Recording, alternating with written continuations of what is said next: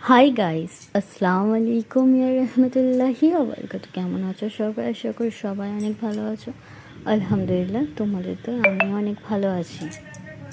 চলো, আমি আজকে একটা বলিউডের ঐশ্বরিয়ার একটা মুভি 99-এর হাম দিল দে চুকে সনম, তো ওই লুকটা ক্রিয়েট করব। বাট কেউ ভেবো না যে আমি ঐশ্বরিয়া হয়ে যাব। কখনো কেউ কারোর মুখটা নিয়ে নিতে পারে না, কেন ওর ফেস হচ্ছে শুরু হতে, আমার ফেস রাউন্ড হতে পারে, এরকমই হয়। সবের ফেস একরকম আল্লাহ পাক বানায় না। বাট আমি ওর মেকআপটা ক্রিয়েট করতে পারি। মেকআপে কিছু ভুল ত্রুটি হলে মাফ করো। আর হচ্ছে যে জানো তো, এই মানে জুয়েলারি কাপড় হচ্ছে যে সবসময় এক সেম হয় না, বাট এক ধরনের হয়, এক ধরনের কালার পাওয়া যায়। পুরো সেম সেম আমি করার চেষ্টা করছি না, ওনার মতো যতটুকু পেরেছি ততটুকু করেছি। আমার ভিডিওটা ফুল দেখো, তো ভালো লাগলে তো লাইক কমেন্ট শেয়ার করো। আর এরকম ভিডিও অনেক ভালোবাসা দাও, তার জন্য থ্যাংক ইউ সো মাচ।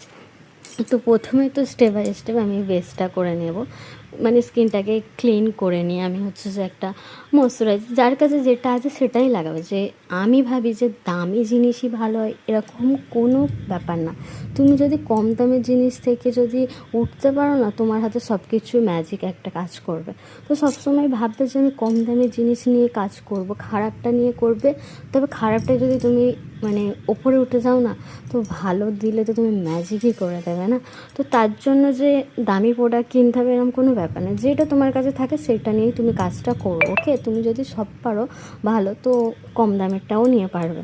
তো প্রথমে তো আমি মানে স্কিনটাকে কেউ কেউ ধুয়েও নিতে পারে, কেউ কেউ টিস্যু দিয়ে ক্লিনও করে নিতে পারো। তো তারপরে একটা টোনার লাগিয়ে নেব, তারপর ময়শ্চারাইজার, তারপর হচ্ছে যে একটা প্রাইমার, আর হচ্ছে যে তারপর স্টেপ বাই স্টেপ কেউ কেউ অনেক যার স্কিনে হচ্ছে দাগ ধাপ্পা পিম্পলস এরিয়া আছে তারা কারেক্টার করে নেবে। তো তারপরে দেখো, আমি আমার মতন করছি। এবার কার মতন কে করে জানি না, যে আমিও মেকআপ আর্টিস্ট, উনিও মেকআপ আর্টিস্ট, সব রকমের মানে পদ্ধতি এক বা স্টেপ এক এরম কোনো ব্যাপার না। যার যেটা সুবিধা লাগে সে সেটাই করে। তো দেখো, আমি হচ্ছে যে আই মেকআপটার জন্য প্রথমে তো পিঙ্ক সেট নিয়ে নিয়েছি, তারপরে একটা হচ্ছে যে ব্লু টাইপস বা একটু তুঁতে কালার, ওটা ফের লাগিয়েছি। তারপর আমি আইলাইনার ফুল পরি না, আমি একটা আই কেক যেটা হচ্ছে আইব্রোতে লাগাই, ওই পাউডারটাকে নিয়ে আমি হচ্ছে আইলাইনার ইউজ করেছি। আর হচ্ছে যে আগেকারের মেকআপটা অনেকটাই আলাদা ছিল, তখন কন্ট্যুর হতো না, ব্লাশ হতো না। এখন মানে পদ্ধতি অনেক চেঞ্জ হয়েছে, অনেক আপডেট দিয়েছে, বাট তখন ছিল না। আর আমি লিপস্টিক দেখো, আমি একটা মানে ঠোঁট লিপ লাইনার করে নিয়েছি।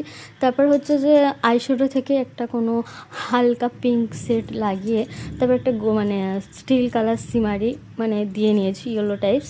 তারপর দেখো আমার ফুল মেকআপ কমপ্লিট হয়ে গেছে। আমার ভিডিও ভালো লাগলে লাইক কমেন্ট শেয়ার করো। আর টাটা বাই বাই, আল্লাহ হাফিজ। নেক্সট ভিডিও ফের দেখা হবে। কেমন লাগছে